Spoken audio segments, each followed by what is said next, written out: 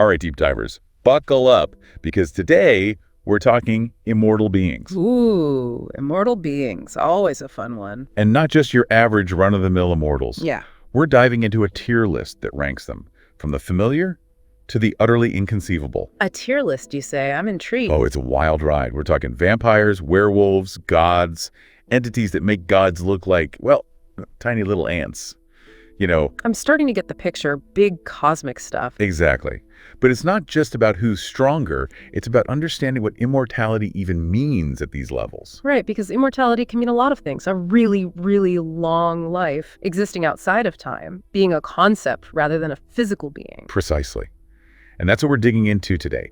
Our source material is this fascinating book called Ranking Immortal Beings: The Secrets of the Universe's Most Powerful Entities. It sounds like a page-turner. Oh, it definitely is. It's not just a list. It really explores the why behind the rankings. I like it. So where do we start? Well, let's start with the most, shall we say, grounded tier, the C tier, which they call logically immortal. Logically immortal, that's an interesting way to put it. Makes you think about the different ways something could be immortal. Right. So we're talking about beings like vampires, werewolves, ghosts, even zombies make an appearance. Okay, I mean, those are classic monsters for sure, but logically immortal. Well, think about it. They tap into real-world anxieties we have about disease, aging, the fragility of life. Ooh, I see where you're going with this. Like vampires needing blood.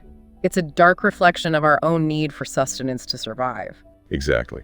And then there's the whole idea of vampires spreading their condition through bites, almost like a twisted form of immortality, right? Almost like a viral infection. And we're obviously very concerned about diseases, pandemics in our world. Totally. And don't even get me started on werewolves and our cultural fascination with the animalistic side of human nature, like our primal fears given form. It's true. These C-tier beings, even though they're fictional, they resonate with us on a deeper level. They reflect something about the human condition, our hopes and fears. Absolutely. But the logical part comes in with their limitations, like sunlight being fatal to vampires or silver being the only thing that can kill a werewolf. Ah, so even with immortality, there are rules, weaknesses. Exactly. It's like, yeah, eternal life sounds cool, but if a clove of garlic can take you down, are you really that powerful? Good point.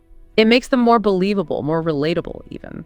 And it highlights that even immortality might come with some serious trade-offs. Speaking of relatable, let's level up to the B tier. Go. Myths we can grasp.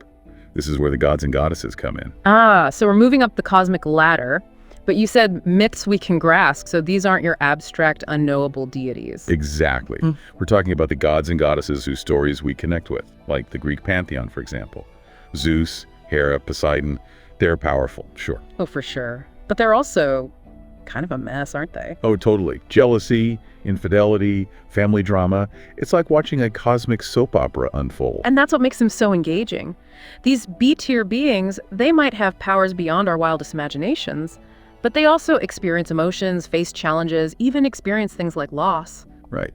And their actions have consequences. Like, think about the whole Ragnarok prophecy in Norse mythology. Even the gods aren't safe from the end of the world. It adds a certain weight to their immortality, don't you think? It's not just about living forever. It's about the cycles of creation and destruction that govern even the most powerful beings. It's about finding meaning, even when you're facing forces beyond your control. Exactly. Okay. And that's something we can all relate to, immortal or not. Okay, deep divers, we're back, and I am ready to have my mind blown wide open. Well, get ready, because we are moving up to the A tier, which is where things start to get really interesting. Oh, I am ready. Hit me with it. What does A tier have in store for us? A tier is where we encounter beings whose power goes beyond anything we can really wrap our heads around. Power beyond our scale, they call it. Power beyond our scale. Okay, yeah, that's a pretty intimidating title. What kind of beings are we talking about here? This is where we start to see some of the heavy hitters. Ancient Egyptian gods like Ra, the sun god, or Anubis, the god of the underworld. Okay, so we're not just talking about powerful individuals anymore, but forces of nature, fundamental concepts. Exactly. And that's what makes A tier so fascinating. These beings, they embody something larger than themselves. Their immortality is tied to the very fabric of the universe. So it's less about them living forever and more about the concepts they represent existing forever. Precisely. Think about Ra, for example. He's not just a dude with a cool headdress, he is the sun.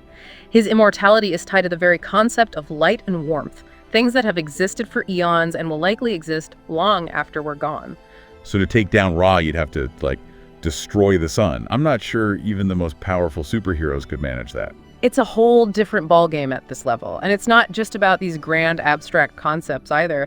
These beings, their stories, they often reflect a culture's attempt to understand the universe and humanity's place in it.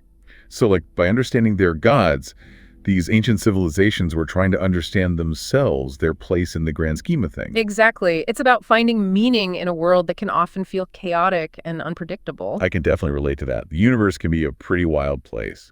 But I have a feeling it's about to get even wilder as we climb higher up this tier list. Oh, you have no idea, because we're about to enter the S tier. The fabric of reality stretches. Get ready for titans, elementals, archangels, things that make even gods look twice. Okay, I am officially nervous excited. Give me the rundown. Who are these S-tier beings and what makes them so different?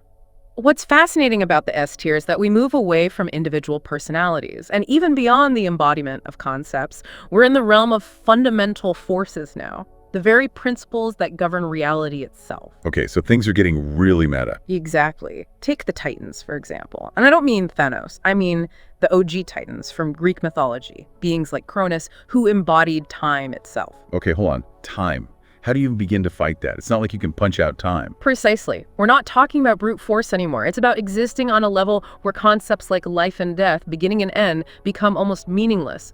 You can't kill time, you can't reason with it, it just is. That's strangely terrifying when you put it like that. And it's not just Titans, right? We've got the elementals to contend with as well. Oh, right, the elementals. Now, they're beings tied to the elements of existence itself, right? Fire, water, earth, air. Exactly, but they're not just controlling these forces, they are these forces. As long as fire burns, as long as water flows, they exist. So to defeat an elemental, you'd have to destroy a fundamental aspect of the universe. Not exactly an easy Tuesday. Not at all. And then, of course, you have the archangels, beings of pure divine will, existing on a level even beyond those angels we were talking about in A tier. So we've got forces of nature, abstract concepts, pure divine will. Is there anything the S tier can't do? Well, that's the question, isn't it? Even with their immense power, S-tier beings still seem to operate within some kind of framework. They're beyond our understanding, for sure, but there's still a sense that something is above them. Which brings us to Gulp S tier, cosmic beings, boundless power. Okay, the title alone is making me sweat a little. This is where even the rulebook goes out the window. We're talking about beings so ancient, so powerful, they make the S-tier look like, well, toddlers, frankly. Okay, I'm equal parts terrified and completely fascinated. So who or what are we dealing with in this reality-bending tier? This is where language starts to break down a little bit, but we're talking about beings like Chaos, the void from which everything sprang, or Nyx, the primordial goddess of the night.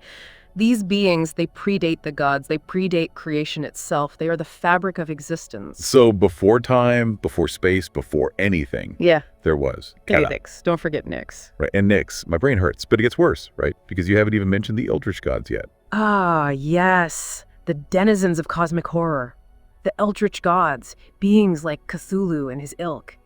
Entities that exist outside of our understanding, outside of our dimensions even. Okay, I'm not gonna lie, that's a little much, even for me.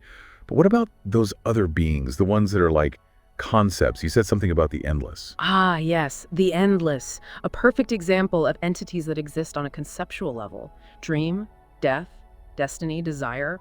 They exist because those concepts are woven into the very fabric of reality. So as long as someone somewhere dreams, dream exists, and is by definition immortal. Precisely. It's a level of existence that's hard to wrap your head around, but incredibly fascinating. Okay, I need a minute to process all of that, but Yeah. there are more levels. We're going beyond S. I didn't even know the alphabet went that high. Oh, this list gets creative. But that's a story for after a short break. Don't worry, we'll delve into those truly unfathomable beings next. Deep divers, welcome back. I'm still trying to wrap my head around everything we discussed in the last part. It's a lot to process. I can only imagine. We were getting into some pretty mind-bending territory. That's an understatement. But you hinted that things get even wilder? I'm almost afraid to ask. Well, if S tier left you questioning reality, then buckle up, because now we're venturing into what this book calls the broken tier. Broken tier. Okay, that doesn't sound promising. Why broken? What's so different about these beings? Think of it this way. Even those S-tier entities, powerful as they are, still seem to operate within some kind of framework. the broken tier. That's where all bets are off. These beings and entities, they break our existing frameworks of logic, of existence. So, basically, beyond weird. Beyond weird is a good place to start. We're talking about beings like Azathoth from Lovecraft's Cthulhu myth. Cthulhu, okay, I've at least heard of Cthulhu, but Azathoth, who or what is Azathoth? Imagine a being so vast, so powerful that its dreams are literally our reality. That's Azathoth. Okay, that's a lot. So you're saying that everything we perceive, everything we think is real, could just be a dream in the mind of some cosmic entity. That's the basic idea, yes. It's a concept that really throws a wrench into everything. Free will, purpose, the very nature of existence. Yeah, I'm starting to see why they call it the broken tier. Yeah. But it gets worse, right? There are other beings in this reality-shattering category. Oh, absolutely. This is where we find concepts that have intrigued and terrified theologians and philosophers for centuries. The creator, the source, the first cause. Okay, so basically, God. In a sense, yes, but on a multiversal scale. And it's important to remember that we're not just talking about a creator deity here, but an entity that exists outside of creation itself, beyond time, beyond space, beyond even our concept of death. Okay, my brain is officially starting to hurt. I hear you. And we're not done yet, because there's one more category we need to discuss. This book doesn't even give it a proper name, just calls it Beyond Broken. Beyond broken. Come on now, you're just messing with me now, right? I wish I were. No, Beyond Broken is where things get truly mind-bending. We're talking about concepts so abstract, so removed from our everyday experience, that they defy categorization. So what even more unknowable than a being whose dreams are our reality? Think about it this way. Even Azathoth, with all its power, still exists within a framework of existence, even if it's a framework we can't fully comprehend. Beyond Broken is where even that framework dissolves. Okay, I'm officially lost. Can you give me some examples? Think about concepts like the void. Not just emptiness, but the ultimate nothingness that existed before existence itself. So not even chaos, just blank space. In a way, yes. But imagine that blank space being aware, a potential for being, but also a negation of everything we understand. You know, it says something about humanity that we can even think about these things, let alone come up with names and categories for them. It's the ultimate act of curiosity, isn't it? But it doesn't stop there. Beyond Broken also includes things like ultimate omniscient entities, beings who write the stories of entire multiverses, or paradoxical beings whose existence defies logic. They exist both within and outside of reality. Okay, I have to admit, I'm reaching my limit here. We've gone from relatable monsters to whatever Beyond Broken even is. It's been a wild ride. That's what we aim for here at the Deep Dive. But it's all in good fun, right? It's a thought experiment and a way to push the boundaries of our own understanding. Exactly. And who knows, maybe somewhere out there in the vastness of the cosmos, some of these beings are listening to us right now, wondering what category we'd fall into. It's chilling thought. But on that note, Deep Divers, we've reached the end of our journey. For this week, at least. Until next time, keep those minds curious. But maybe keep a nightlight on just in case. Mm-hmm. You know, for those beyond broken entities listening in. Good advice. Until next time, Deep Divers.